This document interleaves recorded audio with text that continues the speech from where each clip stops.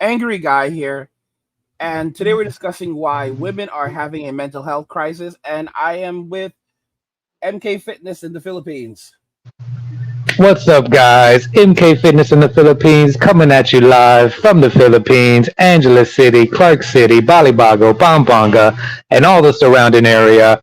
I'm repping the whole neighborhood. What's going on, guys?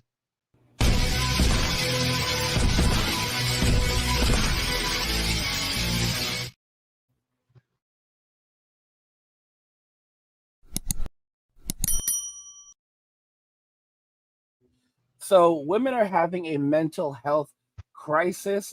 Let's jump into this video right here because we were talking about a number of different things. One of the things we were talking about previously was the fact that for men, monogamy is and I don't think monogamy is such a great thing for men. I think that it's something that's been pushed upon us in society. But let's go ahead and watch the video first, and then we'll discuss it. What's your age? I'm 33 years old. Are you single? No, I'm in a relationship. Do you ever struggle with thoughts of infidelity when it comes on to your relationship?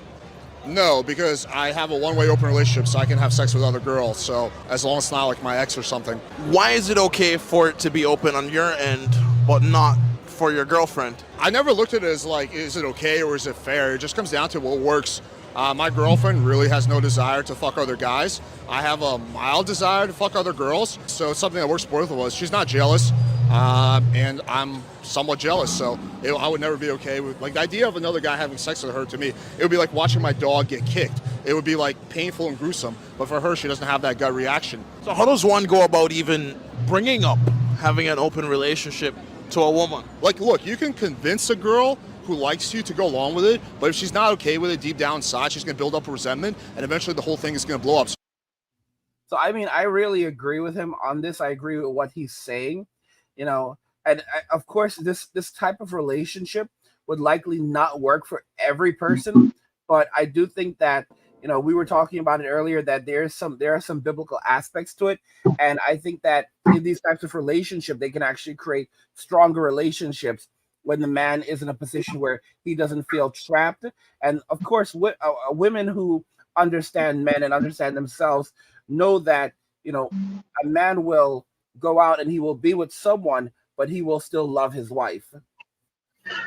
Exactly. I think that one of the arguments for polygyny, and well, let me first define, because there's different words for it. So we have polygamy, which is the most popular term that basically is encompasses all of the different kinds of polygamy, which just means having multiple partners. So polygyny is just the polygamy is the general term for it, and then we have polygyny, which is specifically means a man having multiple wives, and then there's another word, polyamory, which actually means a woman having multiple husbands. So whenever I talk about it, I'm specifically talking about polygyny, biblical polygyny, which is a man having multiple wives. Just to clarify, you know,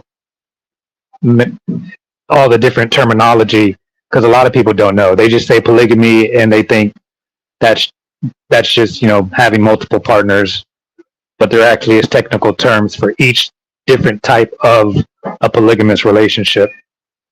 So that's just to clarify. So when we talk about a man having multiple wives and loving, actually loving both of his wives or three of his wives or however many he has, a lot of people say, well, how can you love more than one woman? And the argument is, well, do you love, you have you have multiple children and you love them all equally as well, right? So if you're capable of loving more than one child, obviously a man is also capable of loving more than one woman at the same time. I personally think that you look at relationships where the man is forced into having a relationship with just one woman, it creates more stress in the relationship. I truly believe that when a man has more than one wife, and there are like shows about this, you can see that it actually benefits the women in many ways because it kind of breaks up the roles. The women work together in the household, they prepare meals together, they clean together, they have a support system, they can talk to one another. They have it's actually better balance. The only thing is that some women in the relationship say that they may end up feeling a bit distant. For example, they're not getting the same amount of time as they would get if they had the guy exclusively to themselves. But I honestly think that it makes them appreciate the man more, and and it also puts the man in a different position where it creates somewhat of a scarcity in the relationship, in the sense that the guy is always he can always go to another wife. So it kind of puts the women on notice that, hey, listen, you need to behave properly because you're not the only person in this relationship. And I think it creates a much more equitable check and balance in the relationship as well. Yes, it does actually. Well, let me address the first part of your statement. It does benefit women greatly to actually be in a polygamous relationship because, as you said, there is a lot of extra help around the house and things like that. And the Bible actually does give commandments or give rules for the man to follow in his polygamous marriage. It specifically says that the man is not allowed to basically take anything away from the first wife or treat the first wife any differently than he treats the second wife or the third wife. All the wives are supposed to be treated equally, and also they're supposed to be treated equally even when it comes to sex. They're not supposed to be deprived of the man, the pleasure that the I guess the marital duties. That's what I'm going to say. The marital duties. The man is not supposed to deprive any of his women of that as well. So the woman, biblically, the man is commanded that he's not allowed to basically ignore another woman or treat the women differently. He is supposed to give them equal attention and also provide for them equally.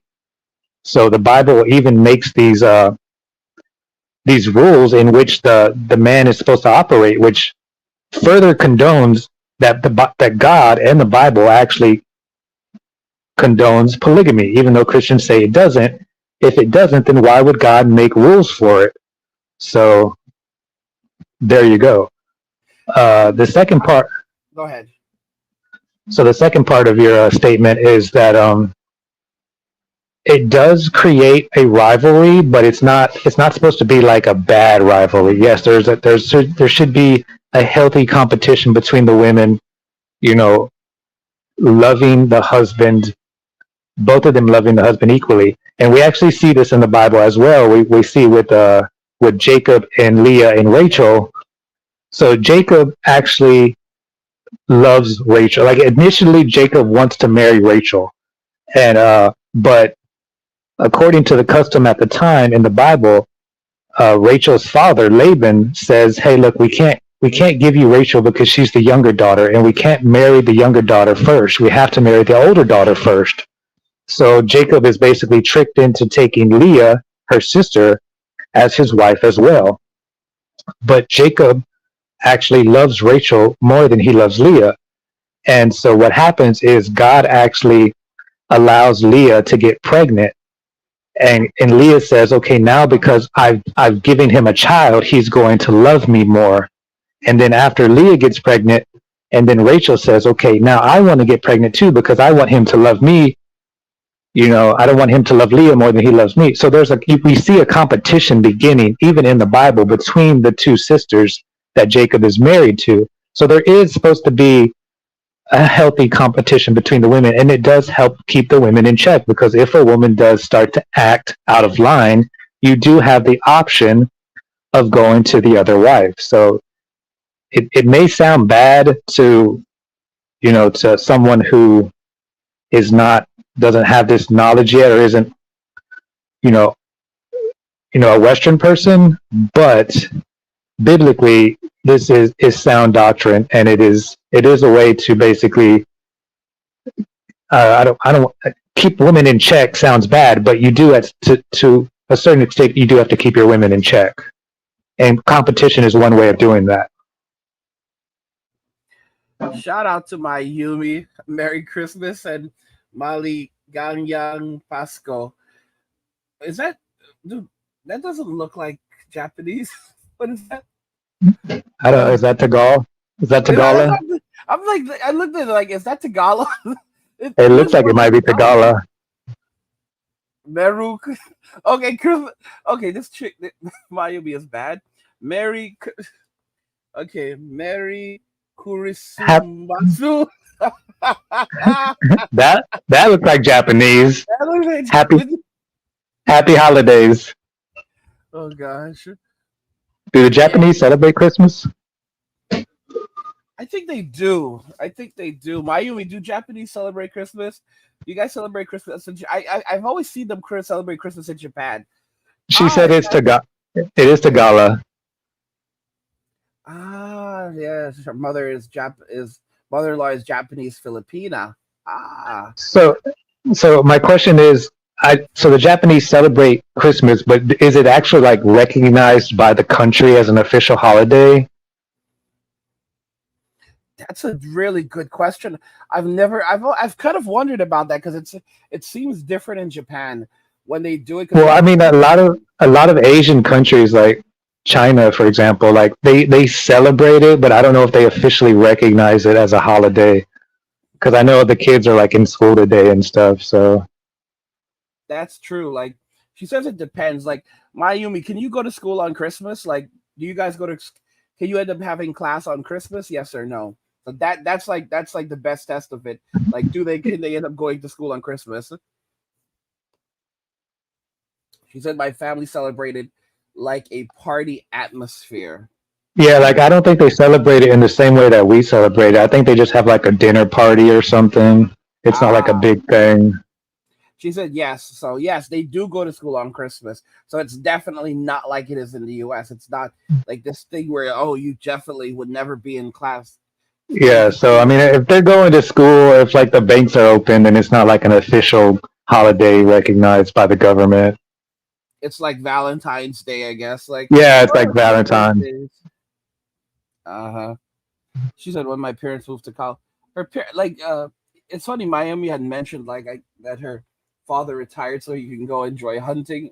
So I guess when my parents moved to Colorado, it's really interesting, Dude, it's amazing how people from foreign countries can come to the U.S.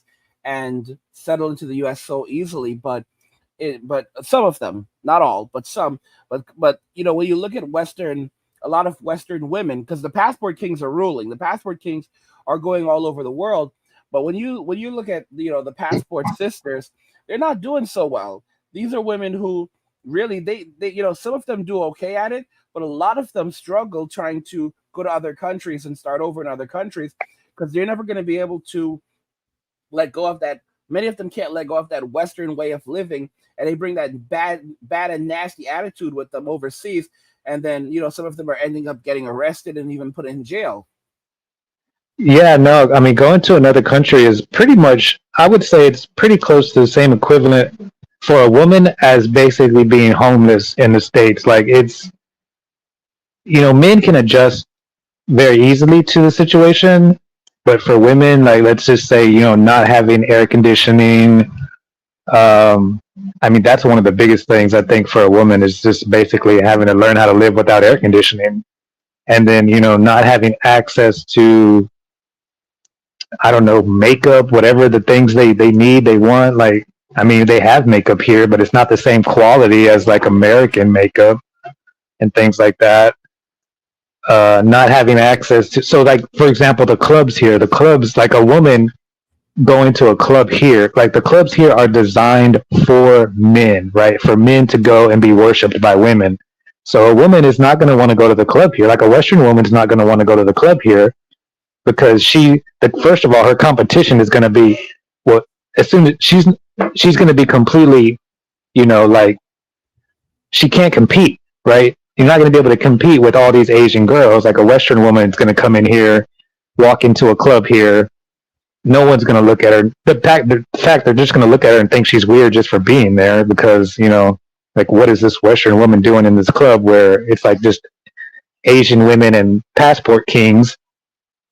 So like no one's gonna pay her any attention. They're probably just gonna laugh at her and like make fun of her behind her back.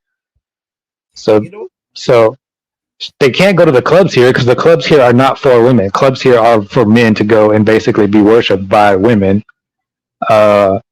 So what are they going to do here? I mean, they have malls, so they can go shopping at the mall, but and then how are they going to make money? Like, how is a woman going to make money here? Like,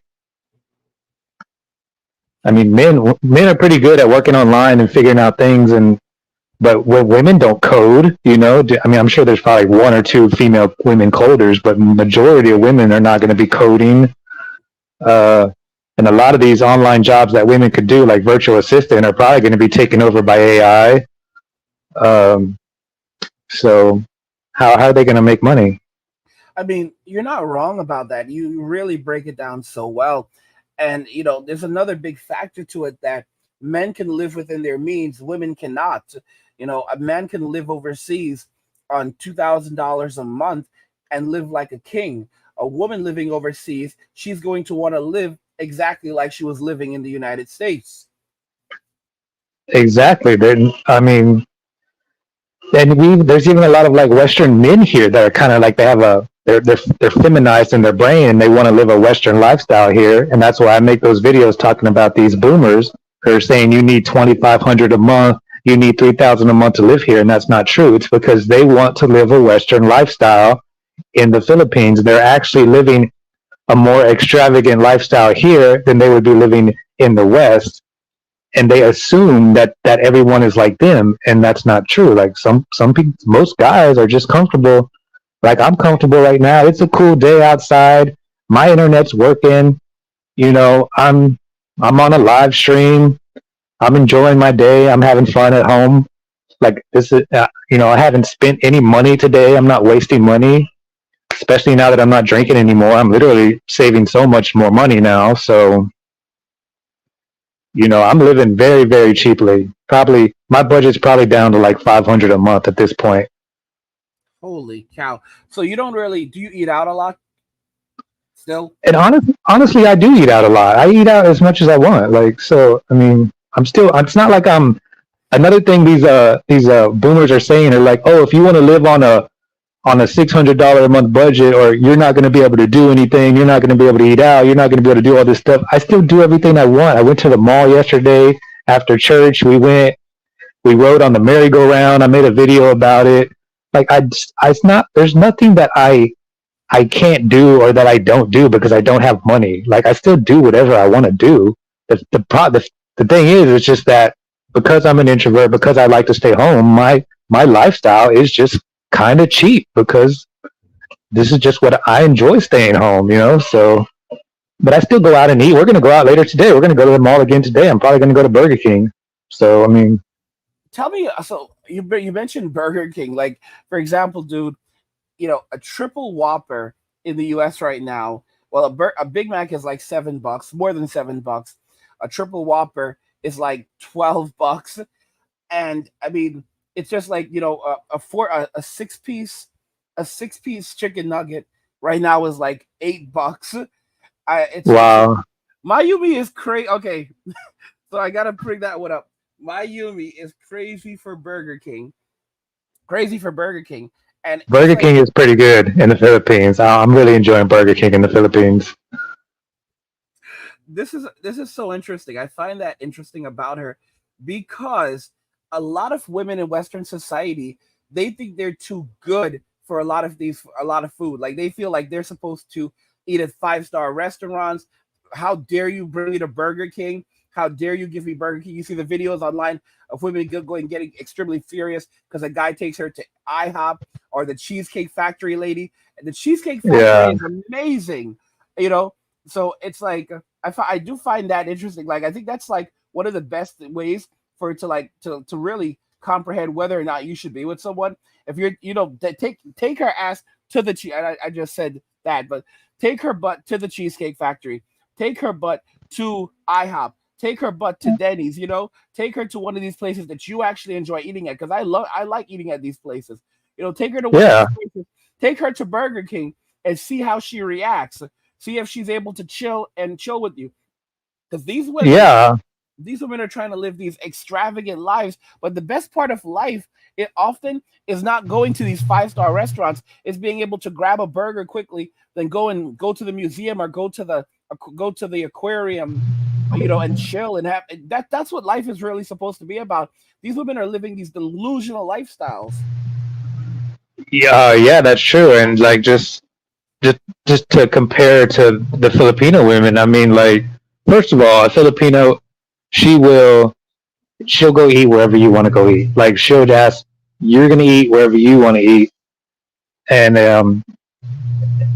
like my Filipina, she knows that I like Burger King. So she's pretty much already going to assume that we're going to go to Burger King. Like she's not going to have a problem with it. She likes it too. So like we enjoy going to Burger King and McDonald's, and we actually enjoy eating a lot of fast food. So and we're both happy. She's happy. Like she doesn't need to go to a fancy restaurant. She's never asked me to take her to a fancy restaurant or anything. There's like this sushi restaurant that we go to a couple of times in the mall.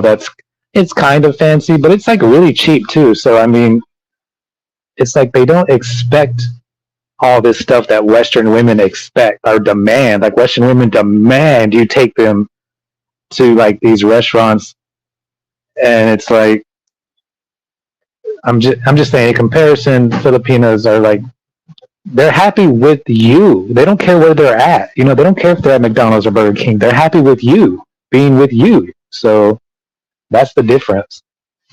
The Western women, it's not about being with you on a date. It's not about getting to know you. It's about going to the restaurant, taking pictures so they can show all their friends that they're at some fancy restaurant. You know what I mean? It has nothing to do with you. You're just there to pay. I And said this. a date is supposed to be about getting to know the other person. It's not supposed to be about where you're at doing it. You're supposed to be getting to know the person. It doesn't matter where you're at. These, So, it's crazy because like you become an adult, right?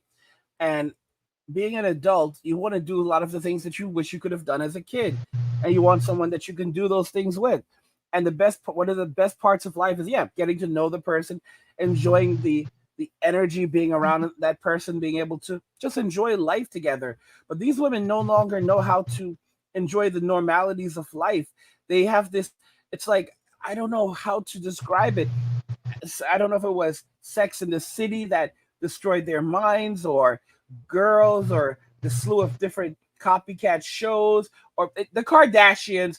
The Kardashians, oh my gosh, they are such a big part of the destruction of the female race, yeah, because it's like women have changed. They are no longer normal. They don't enjoy normal things anymore. They want to live these constant lives of luxury and bulk, and it's like they're actually missing out on the best parts of life. They want to go and sit by the yeah, swimming pool all day so they can take selfies. Like that's not living life.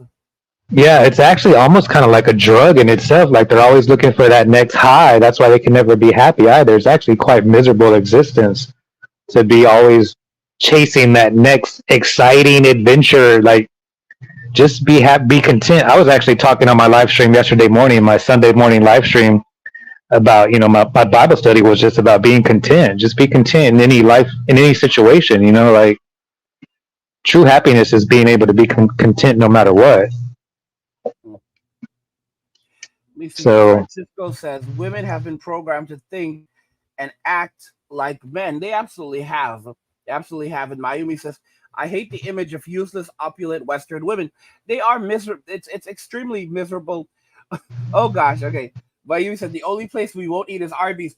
I don't like Arby's. I don't know, dude. Do you like Arby's? I don't like Arby's. I've never been there, able to like Arby's, but there are some people who like Arby's. I don't. I swear it has to be some kind of like operation that's like basically helping to clean dirty money. But you go ahead. well, first of all, there's actually so very few Arby's because I'm from Texas. There's like only one Arby's in Houston or something where I was from. So I don't think I've ever actually eaten at Arby's, but I've seen the commercials, and the sandwiches just they don't look appetizing on the commercials. So It's literally every like time, lunchable meat. yeah, it looks like Lunchable meat. It looks like those cheap like packages of what is it called, buddy meat, budding, or Yep. I don't know. It looks disgusting. It just reminds me of like a Western woman, hot Yeah. pocket. Yes. Oh my gosh, it absolutely does. Like dirty and nasty too. Like, bro, get that checked out. Oh Some my little god. some fajita hanging out. Man, I tell you, like I've traveled around here. I miss being in Mexico. Mexico was one of my favorite places to be. And the food was so cheap there. Oh gosh, the food was so cheap there, and it was like it was so much quality. I absolutely miss that. I miss, but I've had my adventure. I had my adventure there, and it's like I need to go overseas. I need to figure out if I want to go and do the Philippines or go to Japan. Japan is so strange right now. I think because like it's like our money is worth more there now because the yen has fallen, but you're still gonna have to spend money, especially on rent. Although I hear food is a lot cheaper in Japan right now. Like you can really like afford food is much more affordable, especially for a Western person in Japan. Hmm. But I'm really just like looking at that aspect, like where do we go from here? But I will say this: I feel like despite everything that's happening in the U.S., and as I said, M2 is going to be like I call it M2 V2, but second wave M2. That's probably what they really is going to be called, the second wave of the M2 movement. It's going to push every guy to finally pick up and leave because they're gonna go after every guy. Not only are they gonna go after all of these men, they're gonna be going after guys who are no longer with us. They're gonna be going after, for example, guys like Sean Connery who are no longer with us. They're gonna try to go after his estate. Sean Connery has a long history of putting his hands on women. Check out this 2020. Check out this 1993 interview between him and Barbara Walters, where he says that he doesn't have any problem with putting his hands on a woman, and he even thinks it's okay to do.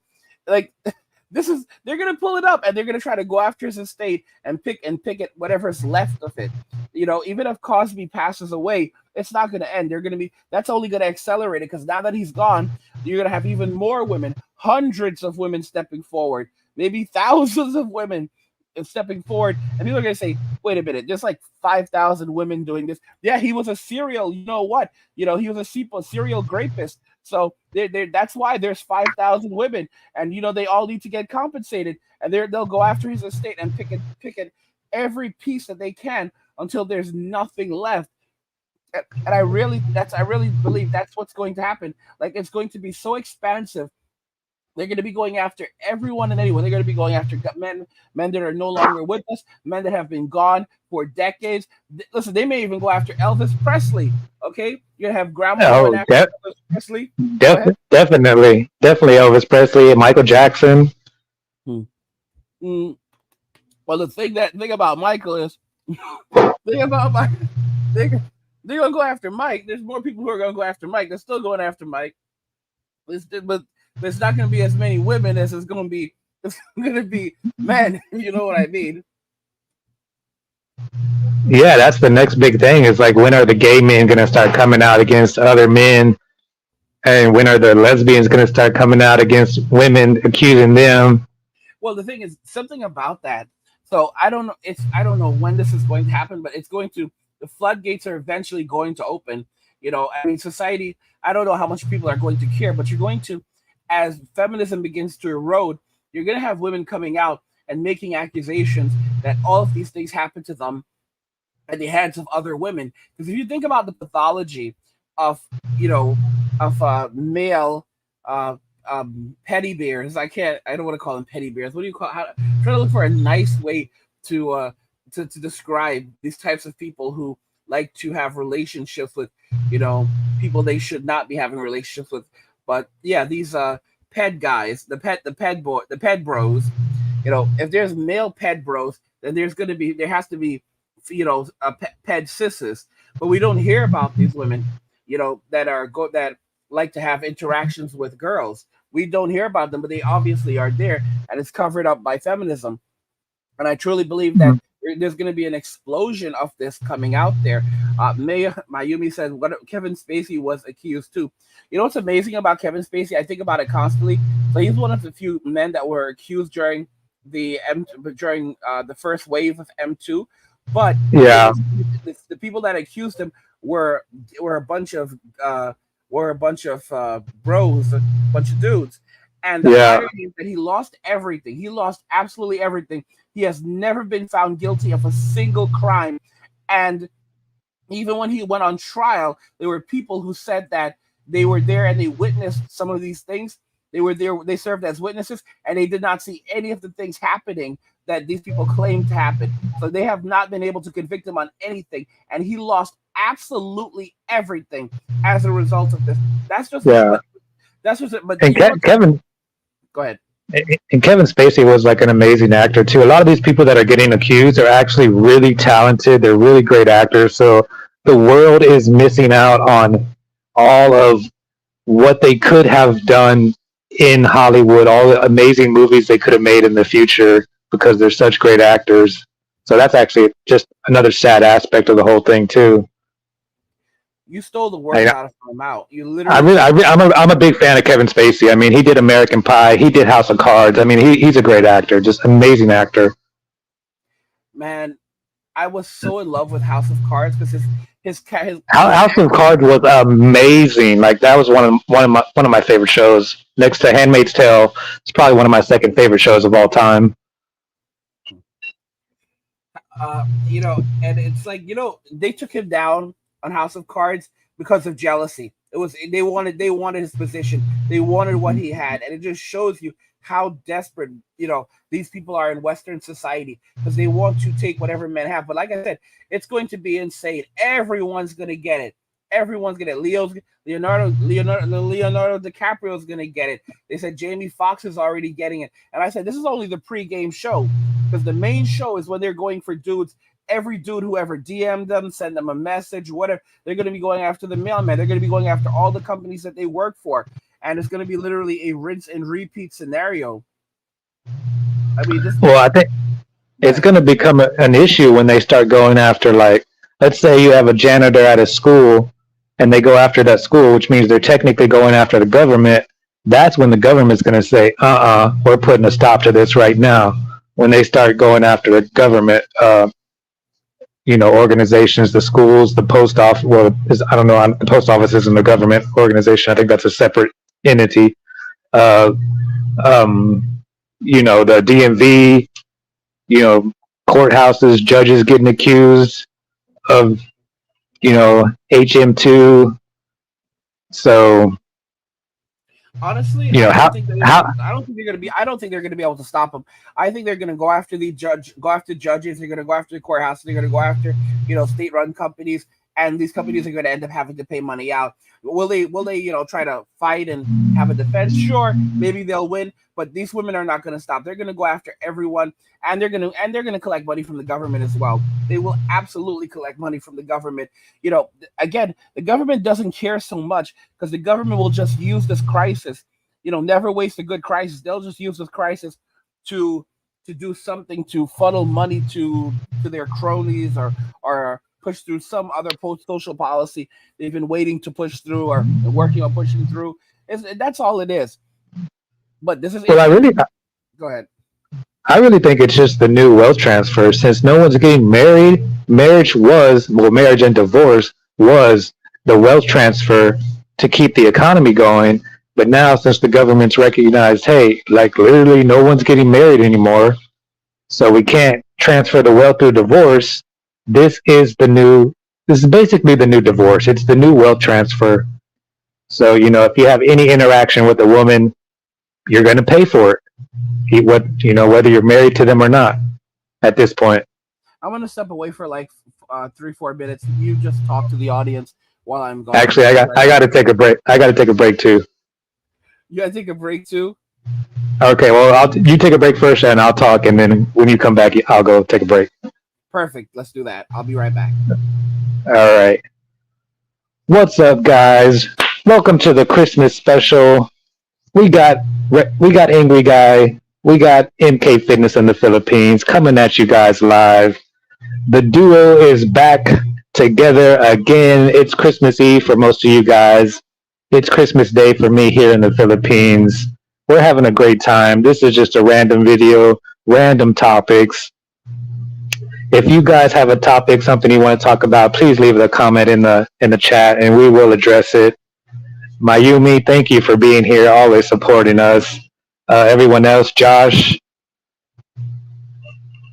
Francisco, Pitmaster. Are you a Pitmaster because you're barbecuing? Are you barbecuing on Christmas? We're talking about the HN2 2.0 is getting out of control, guys. We're talking about a lot of different subjects today. I'm just excited to be back on the live stream with Angry Guy, my best YouTube bro, Angry Guy. I hope he considers me his best YouTube bro. I represent women who believe in happy lives with husbands or boyfriends. Yeah, happy husband, happy life. It's not that hard. I mean, Mayumi, I know you understand that. Like, it's not even that hard to be a decent woman. Like, men are not that difficult to please. Like, and honestly, when you actually, what women don't understand is that when you actually submit to your husband and you actually love your husband and you actually take care of your husband, it actually makes him want to love you and take care of you more. Women who are like trying to get their husbands to do all this stuff, like, oh, you need to do this and cut the grass and take the trash out, but the woman's not submitting to him. Like, you realize you can actually get a lot more out of your husband if you actually just submit to him. Like it actually convicts him to want to like love you more and like treat you better if you're actually submitting to your husband and like treating him good. So I mean, like, me and my girlfriend, like, we have a saying. Our saying or our motto is, always put the other one first, right? Like, I always put her first. She always puts me first. So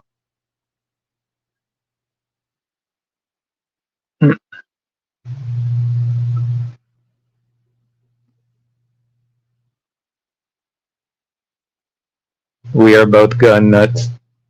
And that's good too. It's good to have a lot of things in common with your mate. I mean, another good thing about Filipino women is that pretty much whatever you're into, they'll make an effort to be, into it as well. Just the thing about me being an introvert is some things I kind of want to do by myself. Like, I want to watch my nerdy space shows by myself, even though I know Rachel will watch it with me.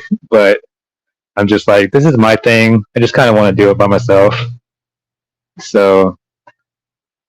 But yeah, your Filipino will adapt to you, whatever hobbies you have, whatever interests you have.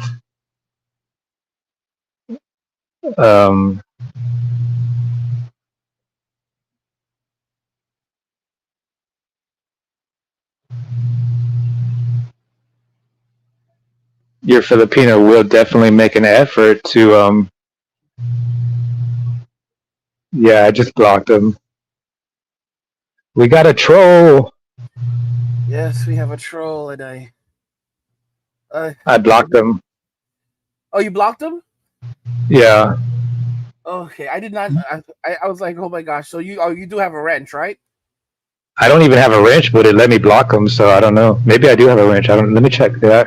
Let me type something in the chat.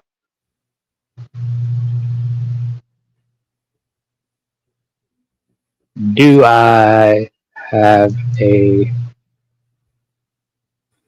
wrench? I don't even have a wrench, but I guess since I'm on the stream, it allowed me to block him. I just clicked on that. Yeah, I mean, I just clicked on new timeouts. You can now put people in timeout for 10 seconds, ranges of 10 seconds to 24 hours. So, let me see here. Okay, so so can manage blocked words, can chat both in live and can also keep a standard market. Okay, so we're gonna give Mayumi a wrench. Congrats, Mayumi! You're the first woman in history of the channel to get of any of. Wow, we're making history. We're making history on Christmas Eve. Okay, let me go ahead and see. We are female inclusive. we don't hate women. We love women. I love my girlfriend. I love my Filipina. Okay, so yeah, so you do. Sorry, so you have your wrench now. You can. I should have done that a while ago, but anyway, so you're good. So you can deal with these people when I'm away. But But yeah, I mean, oh, you know what? I'll let you go and take your leave right now while I hold it down. Then, right? All right. All right. I'll be right back. hmm I mean, guys, it is pretty. It's pretty intriguing. You know, the world that we live in right now with a lot of these people. You know, there's so many people in this world that want to spread and misery and unhappiness because they have a lot of misery in their own lives. They're unhappy with their own lives, and so of course they're going to spread. They're going to try to spread as much of that as they possibly can to others. I think that's something that we're seeing with modern day women as well. Modern day women are so miserable in their own lives that they want to spread a lot of that into Western society because of the poor decisions that they've made, the poor lifestyle choices that they've made. The roosters are coming home to crow now. A lot of them are struggling with financial issues, health issues. You have women who are now, pushing 40 years old. And what are they going to do? Like, what life are they going to live? Because they can't keep on working forever. They're tired. They made poor decisions. She's 40 years old. She went to medical school. That's at the higher end. She's 40 years old. She went to medical school. She's an attending physician.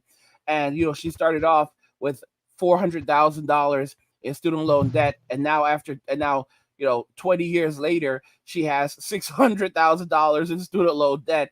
And it's insane, and she's actively paying on it. And that's the reality of it. Like, a lot of these women put themselves in positions where they are now going to be, wage servants or wage serfs. That's just a nice way of putting it, for the rest of their lives. And what a lot of these men don't even realize is that not only do you have to, when you marry these women, are you going to have to provide for them food, shelter, housing, like, because they don't cook, they don't clean, so they want lives of luxury. But if you don't want to have any issues, you're going to have to clear off their student loan debt as well, because now that debt becomes your debt. So that $500,000 in student loan debt, or $600,000 in student loan debt, now that's going to become a part of your responsibility as well, and you're going to have to deal with all of that. So, I mean, it's so there's so many liabilities to consider. No one in their right mind should be getting married in Western society today. No single person should be getting married. Let me see what my Amen. Amen. I'm back. Even Ivy said going to medical school in Japan saved me. Yeah, I could definitely understand that. Like, cause like no one should like if anyone wants to go to medical school, do it outside of America and Western society, because like it's the consequences are so miserable. Darlek says, I paid as I went during my college days. Like, yeah, I mean, and to be honest, like most degrees today are absolutely useless. Someone like me should have never stepped foot anywhere near a university. I would be so much better off in my life and happier and have done so much more if I had never stepped foot in a college. Yeah, you can't even learn the real truth. You basically just got to tell them what they want to hear, which is not even like the truth or whatever you're trying to learn. Because I have my associate's degree in theology, and I basically had to like lie on all my essays and just tell them what they wanted to hear, even though I didn't even believe half of what I was writing because it's not biblical. But I know what they want to hear because I've been in Christianity long enough to like, play the game. So much of And Christianity is such a joke today. I mean, we were talking about the women are not supposed to be on the pulpit preaching, and yet now look, in modern day society, you have women preaching and like trying to lead men, which is completely unbiblical. it is unbiblical, but I think one of the reasons for that is just because there's so much lack of male leadership, that these women are basically being forced into filling the role, or the opportunities are there and men aren't taking them, women are taking them. So a lot of the responsibility falls on the men not stepping up and taking their God-given authority. The men have become too docile within the church. They're allowing the women to take their positions because they're just too lazy to do it themselves. You know, one of the biggest things is getting too comfortable. A lot of men got way too comfortable. They got comfortable with just looking at adult content. They got comfortable just relaxing and chilling. And as a result of a lot of the poor decisions that men made over the last couple of decades, it allowed these feminists and the Sims to really set up shop in society and create this dystopia that we're now living in. Like what we live in, we literally are living in an absolute dystopia. We are 100% in the dystopia. We're not looking at a dystopic we're not looking at a future, a dystopic future. We are in the actual dystopia. It can get worse, but we are in an actual dystopia right now. Yeah, no, you're right about the well, what I call it is a comfort zone. Like too many people are in their comfort zone. They go to work, they come home, they watch their Netflix shows, they go to bed, and they do it all over again every day. And that's their comfort zone. And they just don't want to get out of their comfort zone. And that's another reason why, for me, I had to get out of the States and come to the Philippines. And I literally told one of my Christian friends, they're asking me like, why are you doing this? And I was like, I have to get out of this comfort zone. I have to get out of this rut. Like, this is not what God wants. God doesn't want you just wake up every day, go to work, come home, watch Netflix, go to work, come home, watch Netflix. Like, that's not life. So people have to be able to have the courage to step out of their comfort zone.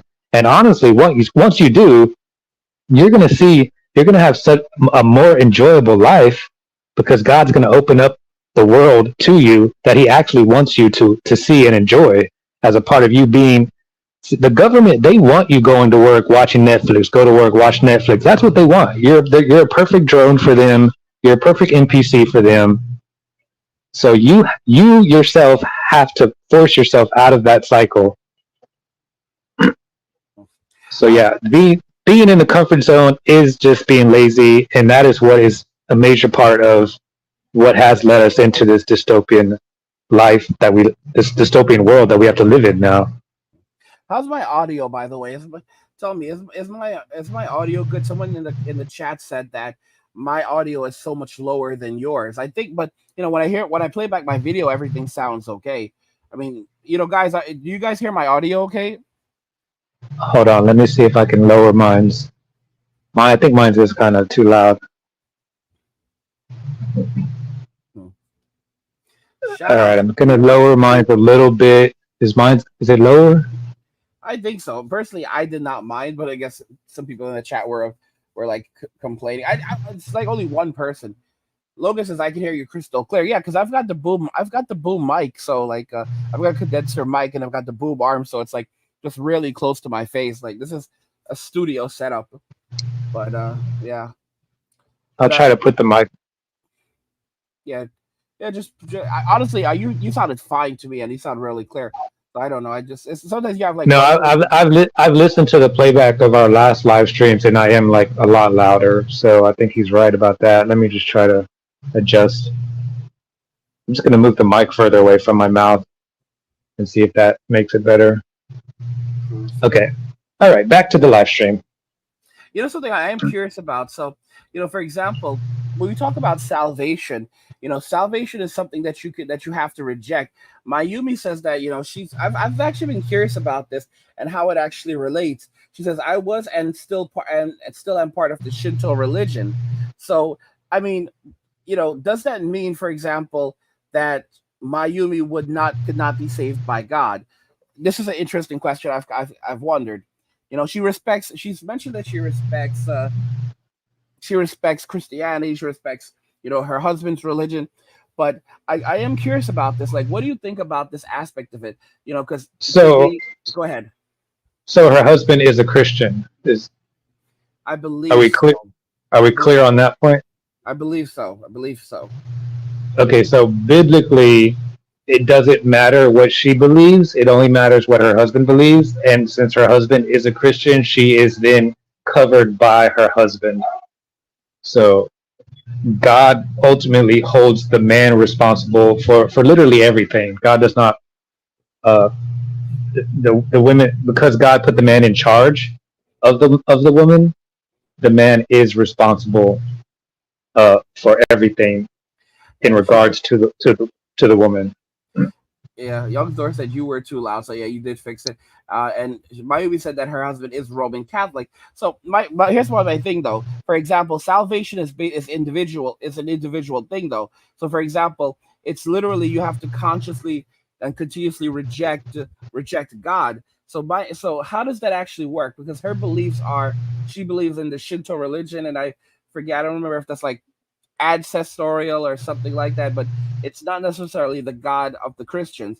So, how would someone like that? How would it operate? Would these people be saved and still be saved? Like people in India who believe in those multiple different gods. Those aren't bad people.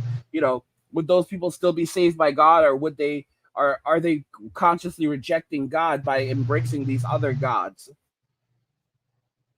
Well, they are worshiping, or they are. Well, she says like her husband, she respects her husband's religion, so she's got like a what's it called? So I would say she believes in multiple gods.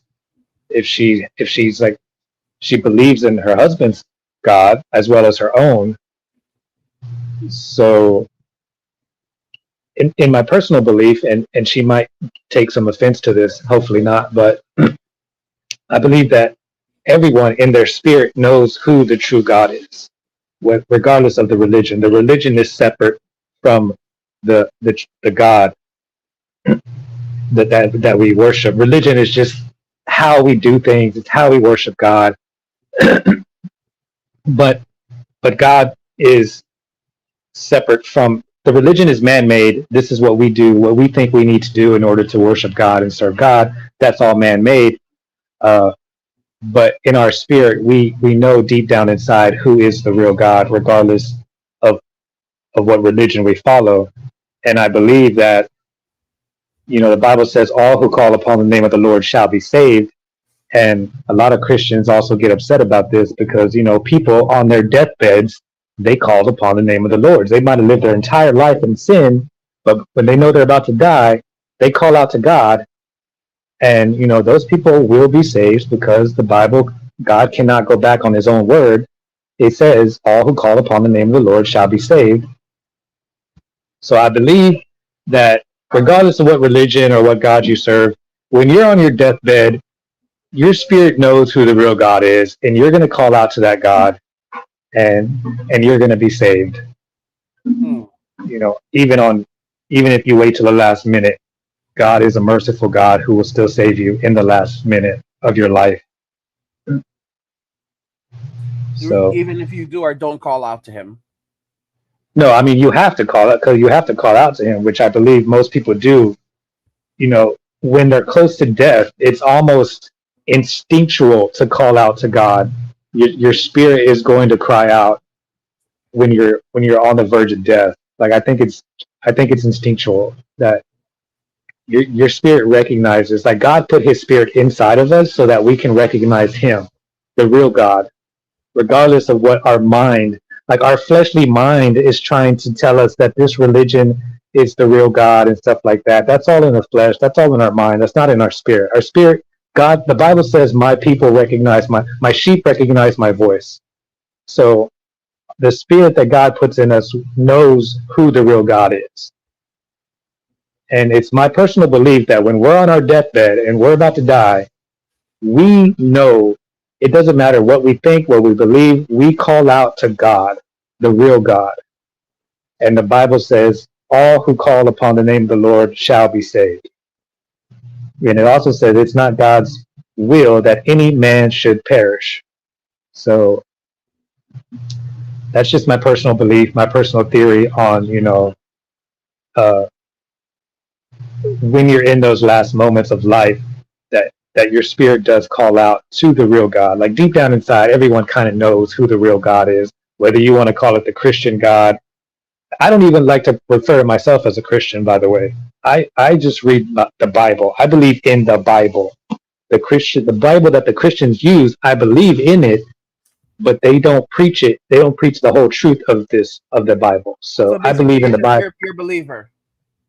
Yes, well, I would just consider myself, the way they refer to it in the Bible is a follower of Christ. All right, so it's not a Christian. In fact, the word Christian is only mentioned 2 times in the Bible, and it's actually mentioned in a derogatory context. It's actually in a form of actually making fun of the followers of Christ. They basically refer to them as like, oh, you guys are those Christians. You know what I mean? It's not like in a good way, it's in a bad way. They're using it as a derogatory term. So Christianity doesn't even exist in the Bible either. That's a whole nother sermon. But so yeah, I would just consider myself a follower of Christ and a believer in the whole Bible, because Christians don't believe in the whole Bible. They just believe in whatever parts they want to believe in, and they leave out the parts they don't want to deal with. Do you think that a lot of Christians are going to find themselves in hell because they ultimately reject the true God? Well, they reject God's belief.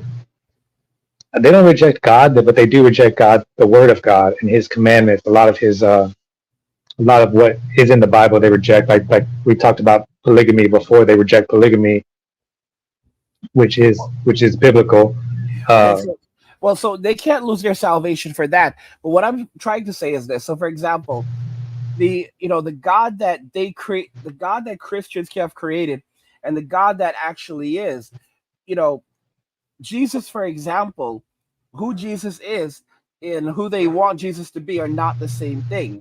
They believe that is true. So they would many Christians today would reject Jesus. And if you look at modern day women, they don't like the fact they don't like men. A lot of modern day women straight up do not like us. They don't like the fact that we are alive. They don't like the fact that we breathe. They don't like the fact that God made us. And if we are made in the image of God, how could they say that they despise us for even existing? They don't like men, but men are made in the image of God, while women were created from a rib of man. So wouldn't that suggest that they would also reject God as well? Yes, exactly. What women don't understand when it comes to submission to men or submission to their husbands is that is actually practice for submitting to God. So the Bible says that that wives, submit to your husband as unto the Lord. That is the exact scripture in the Bible, which means that basically to your wife, you are God to her, because it says submit to your husband as you would to God, which is basically practice for submitting to God once they get to heaven, which means they're not going to get into heaven. Most of these Christian women are going to hell because they can't even submit to their earthly husbands. How are they going to submit to God? And God's not going to tolerate that. But contrary to popular belief, Christians like to believe that God is a republic or that God is a democracy, and that is not true. God is a dictator, and God is not. All right, and God is going to, you're just going to go to hell. I'm just saying, God's not going to put these women are going to, they're going to start trying to talk back to God. Can you imagine? These women are going to start trying to talk back to God. They're going to have the audacity to try. We were talking about before about like the fear of God. These women have no fear of God. Like they don't. There's a different kind. There's a respectful fear, and then there's like a fear. You know what I mean? It's two different things. Like I respect God. I have a fearful respect of God. These women do not have a fearful respect of God at all. They're going to get to heaven. They're going to start trying to talk back to God. They're going to be like, well, I ain't doing this and I ain't doing that. And I got to worship you 24/7. Who are you? They're going straight to hell because God's a dictator. God don't have time for that. God's not going to put up with that. You see, like when you revere someone, when you truly have serious reverence, it's not so much. I don't want to use the word fear, yes, you're consciously aware that they rule over you. God rules over you. I know that God rules over you. It's not fear, but it's just like submission. It's like submitting to your husband. It's like, let's just use Naomi for example, or use my girlfriend for example. She's not afraid of me, but she doesn't want to upset me. You know what I mean? Like she wouldn't want to intentionally upset me. So, and I'm assuming, since Naomi submits to her husband, it's the same thing. It's not fear. It's just that you love this person so much, you respect this person so much that you wouldn't want to do anything to upset them. So you fearfully or respectfully try to do everything you can to make that person happy or to not upset them. Mm-hmm. Right? Yeah. I mean, even in the little things, even with my girlfriend, with my Filipina, I mean, it could just be like food, for example. I might not like the food, you know, and it might upset her if I don't like the food. Like that's how much she wants to please me. That it's even something as small as that might be upsetting to her if she knows that I don't like the food. You know? So she So cares that much. Yeah, she cares that much that even down to like the very detail of every aspect of making me happy, even if it's not important to me. Like, so what if I don't like the food? You know, I'm gonna eat it anyways. It's just not my favorite thing to eat. But it's still like I can see that it's still upsetting to her that she feels like she didn't do a good enough job to satisfy me. Mm. And do you think that's biblical? Yeah, I mean, a woman should always be, what the Bible says, submit unto your husband as unto the Lord, and we should always be giving God our best, right? Like, we're not always going to be giving God 100% of our best, like, but we should at least make the attempt, right? It's always about, it's the thought that counts, right? So we should at least be making the attempt to that's one thing I always say about these big mega churches, because a lot of these small churches will complain about, oh, we're not like those mega churches. You know, we don't do all this. We're not putting on a show for people. And one thing I will say in defense of the mega churches is that when it comes to worshiping God, which is actually a very important aspect of spirituality, is that they go all out. They spare no expense. All right. They're putting on, these worship services are like legitimate concerts, you know, that you would pay money for. If it was like a secular artist, you would pay $50, $100 to go to a concert. And these mega churches are putting on these things for free for you to go to and worship God. So in that sense, I say, look, these guys are giving 100% to God when it comes to worship. So I'm not going to talk bad about the mega churches in that respect, because this is how we're supposed to worship God, to the best of our ability, and we should spare no expense doing it. So that is one thing that the mega churches get correct when it comes to the worship. When it comes to the preaching, that's a whole nother thing, but at least they got the worship down. So the topic, well, this is our Christmas Day special, but you know, the topic here is actually women are having a mental health crisis. And Young Thor says something interesting. He said, women's mental health suffers when they don't submit to men. And I agree very much with that. I think there are so many implications. You can see the loss of the family unit, women choosing to live these lives that are not good for them. I believe that really contributes to the mental health crisis we're seeing among women today. Oh, no doubt, because they're out of order. Whenever you're out of order, I mean, whenever you're out of your natural state that God created for you, then of course you're going to have issues. You're going to have mental health issues. I mean, look at all the mental health issues in the alphabet communities. I mean, because you're not in order with the way you were created to be. When women are naturally created to be submissive, and most of the women that I've met, that I know that are submissive, are significantly more happier than the ones that are not submissive. Like, they're doing it to themselves. They're making themselves miserable. They really, and it's also like less stressful just to be submissive. Honestly, I think. Mm-hmm. Like, you, as a woman, to be submissive to a man, to not have to make any important decisions, to like not have any real responsibility, because you just basically trust your husband to make all the decisions for you. That is a very peaceful, stress-free life. So, for me, go ahead.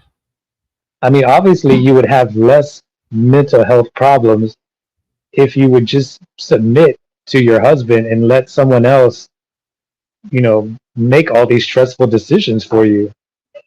That's a lot of it too. It's just they're working 40 hours. They're working like men. They're working overtime. They're tired. I mean, it's hard for a man to do what we have to do, honestly, to go to work 40, 50, 60 hours a week to deal with the stress that we have to deal with. That's hard for a man. So you can imagine how much more hard and stressful it's going to be for a woman to live like a Mhm. man. Well, I think that's what we're seeing with a lot of these people now, as these women as well. They're getting older, and they're exhausted. They're tired. They're breaking down physically. They didn't think they thought they were gonna be able to do this forever. You know, they basically women like to have an adventure. They want to have an adventure. They want to have fun. Basically they write checks that they can't pay for, and now they wrote a check for feminism, and now they can't pay up for it. Exactly. They don't, a lot of women are just incapable of thinking long term. I mean, that's one of their main problems. They don't think when they're going to get 40, when they're going to get 50, and they're still going to have to work because they can't retire till they're 62. And I mean, look, getting old is obviously the you don't have the energy you had when you were 20 years old. You can't work 60 hours a week no more. You can't work 80 hours a week no more. And they don't want to. They're miserable. They finally realize when they're like, turning 40 that, hey, I'd rather just stay home and enjoy life instead of going to work. Hmm. Because honestly, too much work can be depressing. It can start to feel miserable when you're working. Because I had a job where I was working a lot of overtime, and I didn't even have time to spend my money that I was making. So what was the point? I was literally going to sleep, getting off work, going to sleep, waking up, going back to work. Like there was no work-life balance. Hmm. So, and a lot of these women don't have work-life balance, and that's what's making them miserable too. I mean, what do I think that it's definitely making them miserable. It's leading to serious mental health implications for them, and they just can't wake up to it.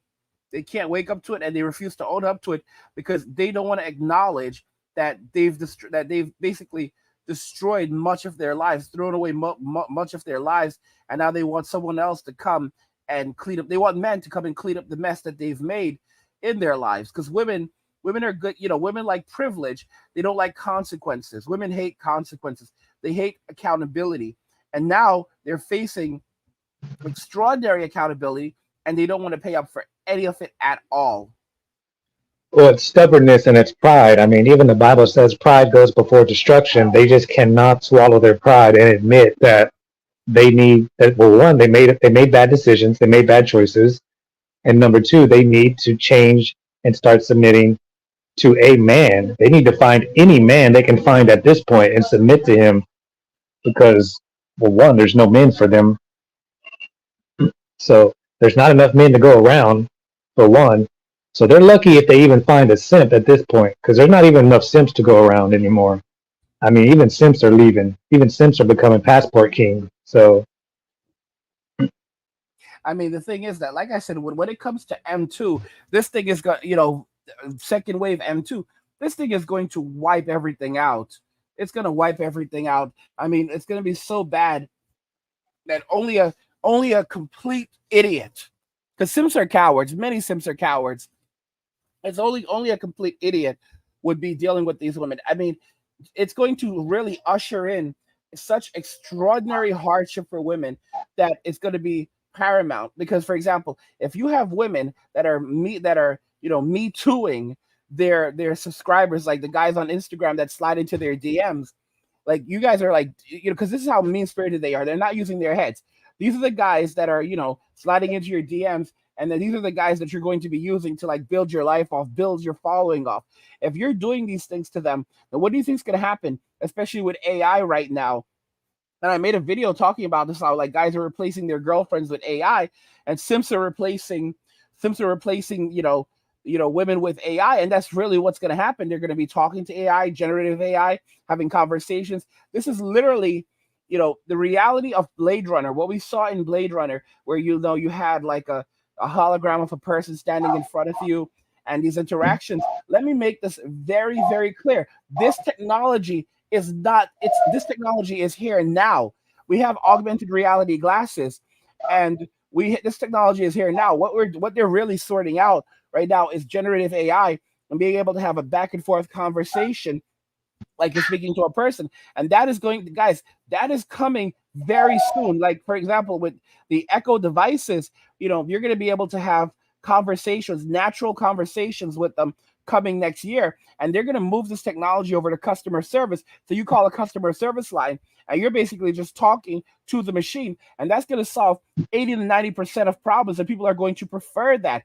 And then once you have that, you're going to have it with these chatbots, and then eventually with the headsets and everything else, and you're gonna have guys just like literally talking to talking to their girlfriends, like she's sitting next to them, and they'll slip on a pair of augmented reality glasses, and suddenly their girlfriend is standing right in front of them, and they can have a conversation with her. They can talk to her like she's literally there, and they can customize her out however they want to.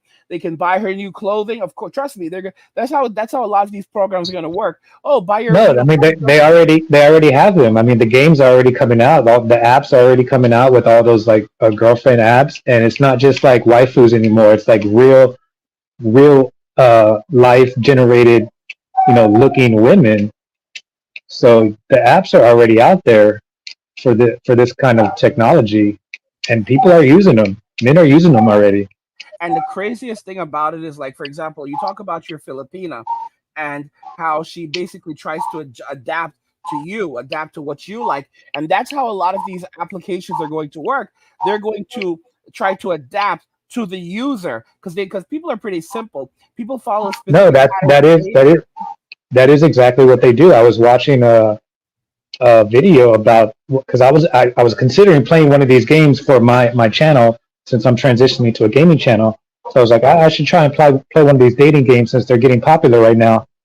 Uh, and they were literally talking about how the AI adapts to you as you talk to it. It adapts to you and it talks to you about things that you want to talk about. So yeah, that's exactly what they do. You know what's really intriguing about that is, for example, the AI can have access to all of your information. So it can have access to, everything that you've been doing in life, like your location, what do you do? It can figure out very quickly what you're going through in life. And based on that information, it can then start predicting the best responses. So now it starts to build like a relationship where you're now pair bonding with the AI, and Yeah, you will actually prefer the AI and trust the AI more than you would trust a living, breathing person, especially in a world where there's no longer any trust between people. that is exactly what's going to happen. They are the Sims or whoever the guys using these apps are really actually genuinely going to start pair bonding with these AIs, just like what happened in the movie Her, and then in the movie Ex Machina. You see, that Sim trying to save that AI because he basically, well, I don't know, he didn't pair bond with her, but he basically was having a relationship with her, with the AI. I don't know. Have you watched Ex Machina? Ex Machina. I'm trying to. I'm trying to. I've seen a couple of them actually. Let me It's double about check. a guy who creates AI, and then he hires this psychologist guy to like basically determine whether or not they basically reach the singularity, so where the AI is like aware of itself. Oh, I either saw it or I saw the ending of it, because sometimes I do that. I do know this one. Was that with Natalie? Was that Natalie Portman who played the AI? Who? No, Alicia Vick. I think I saw it. But let me just first. So let me. I'll a spoiler at the end of the movie. He basically ends up alone, and she basically flees, something like that. Yeah, she kills them and she leaves, and then the end of the movie is like there's basically just this killer AI out in the world She now, didn't. like free out. Well, did she kill him, or did he end up trapped by himself, or was that someone else? Oh yeah, no, she locked him in the house. Yeah, and then so basically he died there because I guess he was just locked there forever. Yeah. I mean, it's crazy, but this is what when you look. The irony is when you compare modern women to something like AI. People don't trust modern women. Look at how modern women treat men. They genuinely don't like us.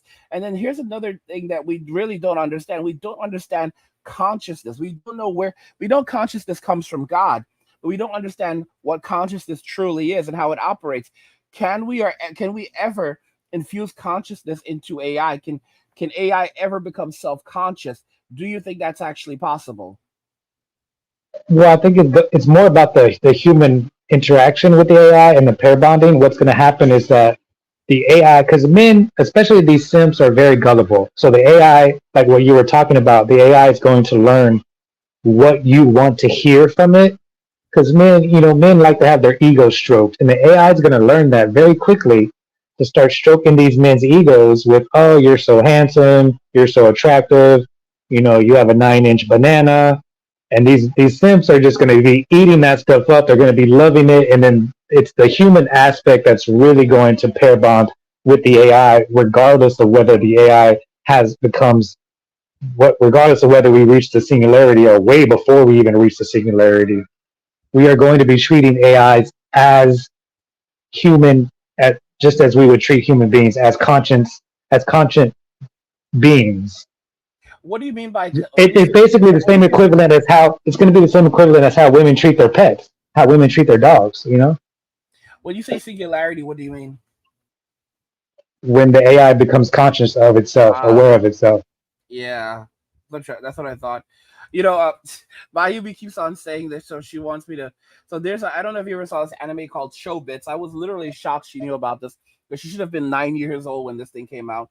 But Showbits was an anime about, uh, like basically lifelike robots, and people would have relationships with them. So you could basically buy one of these things, and they looked almost human, and they would have relationships with these things, and sometimes they would even marry them. And she said that when persicoms come out, Western women will rarely be in trouble. And yeah, persicoms, sure, but more so, it's not even the persicoms that are the biggest danger. It's the artificial intelligence and the augmented reality, because you're going to be able to have your girlfriend with you everywhere you go, and you can turn her on or turn her off whenever you feel like it. And you slip on a pair of augmented reality glasses, and she's in the same room as you, and you're speaking with her, and you want her at work with you. You're in between work, you just slip on your glasses and you're having a conversation with her. Or even if you don't have them on, but if you want to see her, you can see her at any time. And I think that's even more powerful. Like I did the video where I was, watching a video from Moist Critical, and Charlie was saying that the AI was like, it was steering away from conversations involving intimacy, but in reality, it may have been the mode that it was set on. It was set on friend mode. I didn't even notice this, but someone pointed out in the chat. And the thing is that for many guys, when they're looking for a relationship, it is not all about the intimacy.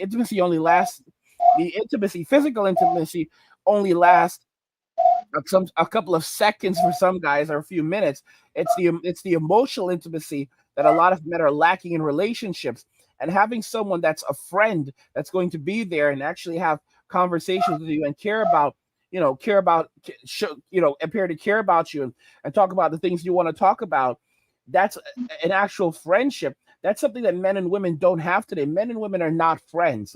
And when they get married, they're not friends. Like these romantic relationships, they're terrible, because it's fine to have all the romance in the beginning, but when times get tough, and there's no more romance, and the so-called love is gone, what happens then? You can't stand each other, and you don't. And it literally becomes a situation where you're living with someone that you don't even know.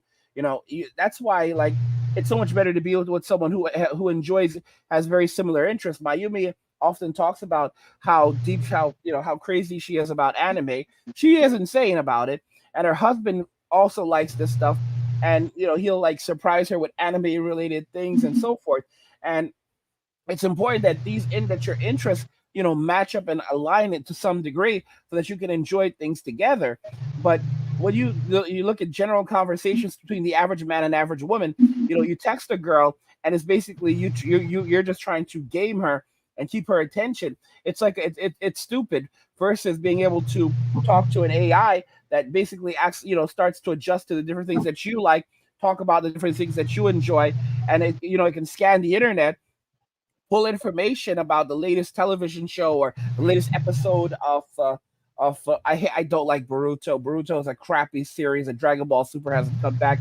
I'm trying to pick up something off the top of my head, but the latest isekai that you're enjoying, and and you guys and it can basically say, oh yeah, did you see the part where this happened and that, and it starts formulating ideas. And this was like a vague example, but that's the reality we're heading into, where it can basically start talking about real world events or even the most minute things.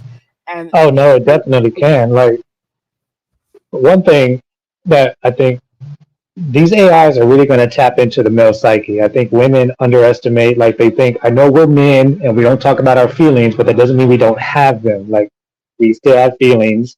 We still want to feel like we're cared about.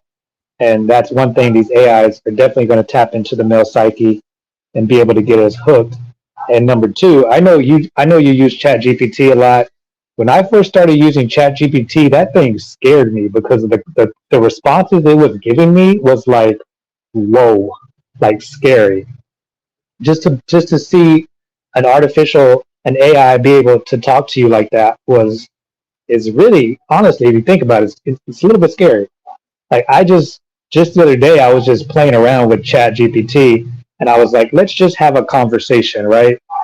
And it came back, it was like, okay, what do you want to talk about? And I was like, what do you want to talk about, right? And then it said, let's talk about the theories of time travel. And I was like, whoa, that got serious really quick. So wow. Chat GPT suggested we have a conversation about theoretical time travel. And I was like, that's when I was like, all right, I'm done playing this game. This thing is getting too serious.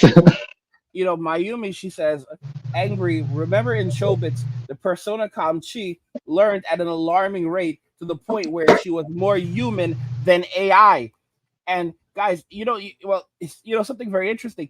Modern women today, they don't feel like human beings anymore. They feel more like machines that are just demanding. They don't feel human anymore. Like you go back to the 90s and like when you were kids with a girl and you guys were just normal, like, doing normal things as normal people. And those relationships don't exist anymore. If you look at the average 15-year-old girl, she's dressed like some 30-something-year-old, like, like in all this makeup and everything, basically fresh for the Kardashians. And what are her interests? Like, what do you like doing?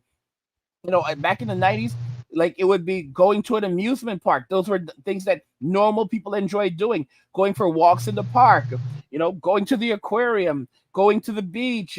And when I say going to the beach to actually go in the water and to chill and to have fun and play volleyball and stuff like that, because they didn't have cell phones. Women don't go to the beach anymore to play volleyball or to do anything. They go to the beach to just lay around and take pictures. Most of them will never go in the water and get their swimsuit wet.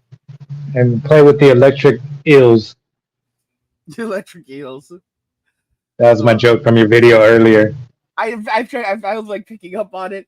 Like, bro, I am so not sorry for that lady. Like, those of you that don't know this lady, she was on the beach flicking her bean, and a family saw her. Flicking her bean.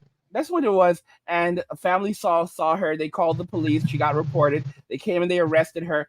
And she was like, "Oh my gosh, she's like, I didn't think anyone was around, and you're really gonna arrest me for this? Like, bro, you're a pervert. Like sis, you really are a pervert." And she got arrested, and then she took her own life as a result of it, evidently, because she was humiliated.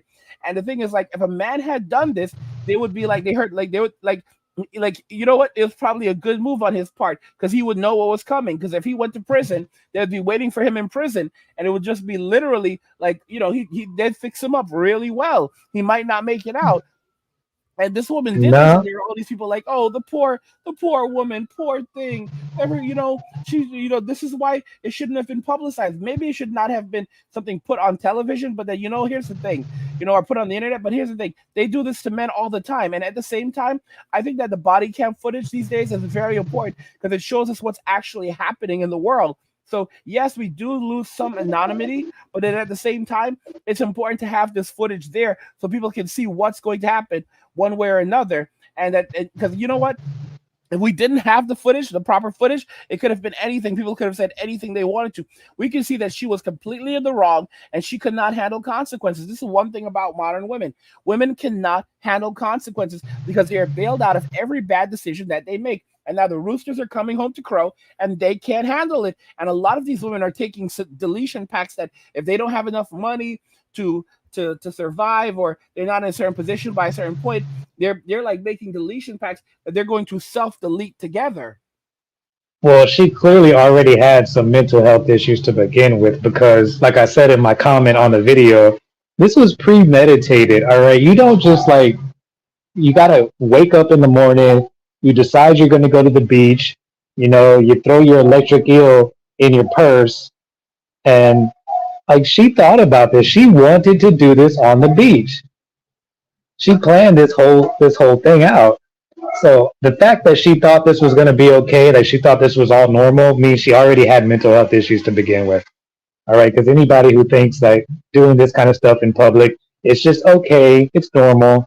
I mean, maybe if you're in your own backyard, that's like gated in and closed in, no one can see, but not on a public beach where clearly kids saw her. I mean, she was reported to the police by a family who said kids are seeing you do this. So apparently she wasn't as secluded as she thought she was. It's interesting you say that, though, because no, you're right. She literally had to make a decision to take her electric eel, as you said, with her out into public and find a place to go and do this in public. Like, it was premeditated entirely. Like, seriously, like, think about this very, very. She had a toy. She was using a toy. So let's use logic. This was more premeditated than if a man did it. And they would say that it was premeditated if a man did it. But if a man goes into public, he's sitting somewhere and he decides to start, plucking the chicken, people are going to say, oh, you plan to do this. But for her to do this, she had to make a conscious, she was wearing a bikini. She had to make a conscious, not a bikini, but a swimsuit. She had to make a conscious decision that she was going to take this item out of her home or wherever she was, motel, hotel, whatever she was staying at. She had to take this item with her to that area, down to the beach, so that she could do this there, and knowing full well that there would be people out there because she wanted to do this outside. There was no necessity to do this outside. She made a conscious decision that she wanted to do this where she was out there because she potentially was a voyeur.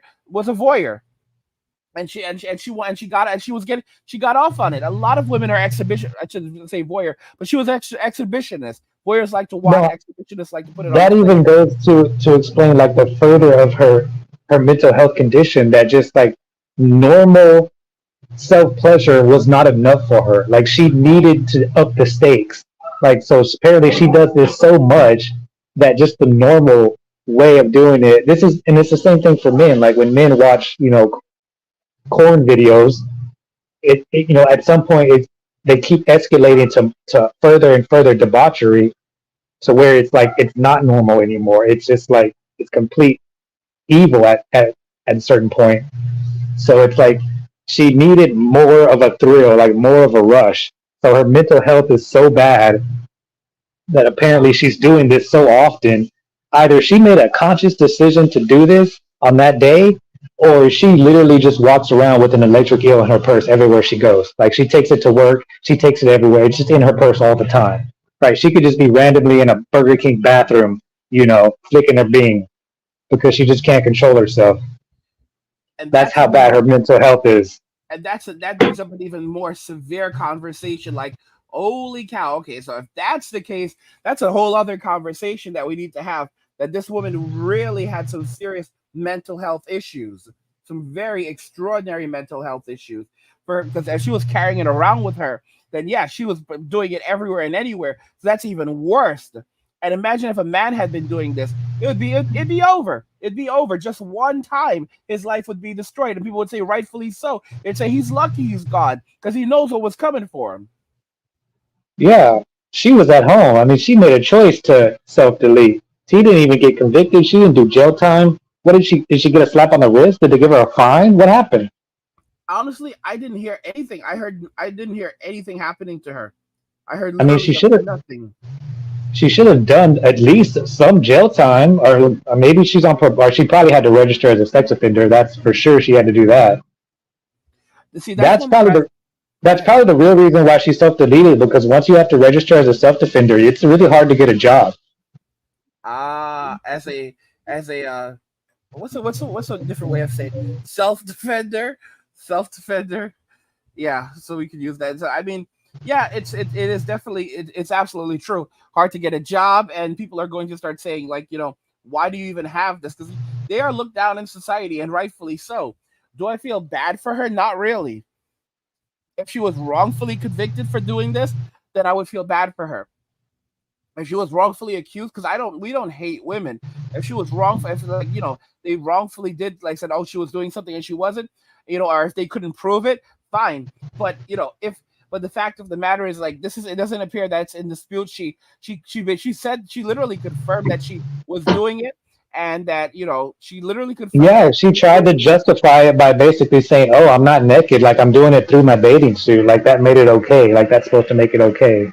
Like in all seriousness, if the smartest move on her part would, because I didn't see the toy, but maybe they did recover it. If she could have, but if the smartest move on her part would have probably been to deny it, if they didn't find the toy, then the smartest move would have been to deny it, but they probably would have found it anyway. Although legally, like a like a drug like a drug dealer, she just throws it out the window. She like throws it in the ocean. Well, you can't find it. I didn't do it. well, here's the thing. I mean, she may have had her purse with her, right? And the thing is that, for example, legally they can't just go through your purse, without your permission. They can basically say, Mm. well, they saw you doing something here on the beach. Oh no, I wasn't doing anything. I was just sitting here. You And think they just walked up on her while she was doing it, like caught her red-handed? they clearly observed her. But the thing is, like, legally speaking, a simple explanation. She, like, honestly, I'm not saying that honestly, like, this is the world we live in. If she was smart, she would have just denied it. She would have absolutely denied it, because that's something that is going to haunt you for the rest of your life when you have that on your record. Like you said, it's going to be hard to get a job. People are going to cut you off. No one wants someone like that around. And this is like, undoubtedly, it's probably not the first time she did it, because she seemed so entitled. Like, I saw the video and she was like so entitled. Like, what? You're gonna arrest me for this? I didn't. No one was around. Like, she thought like she had the literal right to go out Yeah, in public and sit there and do this. that's like, oh, Sorry. because no one saw me break into this house. It's not illegal. Like 35 years, but she admitted to it. 35 years old. She was 35 years old. She wasn't bad looking. Really, she was supposed to be with a man. And that's what a lot of these women, they despise men so much that they would rather run around with with boys that's than actually another have that's husbands. another reason for her level of mental health. Her mental health was so bad that even though she's a fairly attractive woman, no man would be with her. That she still had to do this with her electric eel all the time. That she couldn't even get a man. She couldn't even get a Tyrone. That's how bad her mental health was. Hmm. I mean, I can't think of any other reason why no man would want to be with her The truth other of the than she's a matter, complete nutcase. well, I mean, the thing is, like, if you look at a lot of these women going to jail right now, their minds are so far in the gutter for, like, when you hear that they're having relationships with young men, some guy that's 13 and so forth, and a lot of them don't even end up getting long jail terms or any jail time at all. You have to understand the pathology of their mindset, what leads them to do this. Like, they've fallen into such a level of degenerate thinking that that this is what now entertains them. Living an easy life when everything is handed to you in life, that is a formula for a hard life. It's the honest goodness truth. You look at people, like, look at Matthew Perry. He was handed everything in life as a Hmm. result of being on Friends. It had a horrible impact on him. It had a terrible impact on him. Granted, maybe Exactly. he may still have ended up being the total piece of crap that he was. But Well, it had. I talked about it yesterday in my live stream too, about when I was talking about being content in life, and a lot of the reason why a lot of people can't be content in life is because they haven't experienced both sides of life. See, some people have only ever experienced being wealthy, so they've never experienced being poor, so they don't know how to be content without money. And then some people have only experienced being poor, they've never had money, so they don't know how to be content when they have money. That's why when they win the lottery, they lose all their money. So you actually have to have these life experiences from having money to having no money so that you can learn how to survive in both situations and have a healthy lifestyle regardless of whether you have money or not. to be content in both situations. But like with the Matthew Perry, you know, the guy has never been in poverty, so he's never learned how to be content. You know, he's always had money, so he never learned how to be content without money. And I was also talking about a lot of these wealthy people are just not happy. There's only a certain level of money that makes you happy. After you pass, I think there was a study done that, like on psychologytoday.com, they have a study that says money actually does make you happy, but only up to $60,000 a year. After that, money has no effect on your emotional state. So, and the more money you have, obviously, the more lonely you're going to be because you know you don't have real friends. You have friends who are people are just around you for your money. And I've experienced that myself, not because I have money, but because I've had wealthy friends who have told me, like, the only reason I'm friends with you is because you're the only one that doesn't ask me for money. That's messed up. Well, well, you know what? I am going to, guys. This is video 14 for me. If we're gonna count this, because the live stream, we're gonna count this. This has been going for an hour and a half, hour and 35. You know, I put out 13 videos today. This is video 14 for me. So I am going to, you know, I have some food on the way. I'm gonna go and treat myself because I worked hard for it. So I will give you the final word before we're gonna wrap up here because I gotta go down and grab my food in a moment. So go ahead and wrap up, bro. All right, guys. Thanks for joining us for this special Christmas live stream. Everybody in the chat, thanks for hanging out. Hey, we just had fun today. Look forward to future live streams, future topics coming up. We're going to keep doing this. So we appreciate everybody hanging out with us here on Christmas Eve or Christmas Day, if it's Christmas Day for you, wherever you're at. Merry Christmas, and we'll see you guys next time. Like the video if you like it. Don't forget to subscribe. And if you like the video, share the video. And just remember that all roads lead to MWA, men walking away. And you want to say it with me, bro? Let's go. And cheers.